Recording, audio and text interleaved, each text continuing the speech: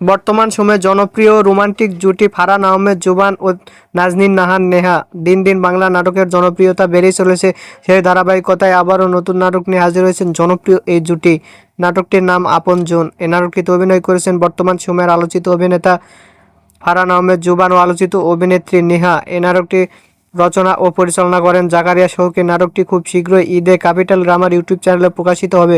আপনারা দেখতে চাইলে অবশ্যই ক্যাপিটাল ড্রামার ইউটিউব চ্যানেলে চোখ রাখুন এবং নিয়মিত নতুন নতুন নাটকের আপডেট পেতে হলে অবশ্যই চ্যানেলটিকে সাবস্ক্রাইব করে রাখুন। পরবর্তী ভিডিওর জন্য অপেক্ষা করুন।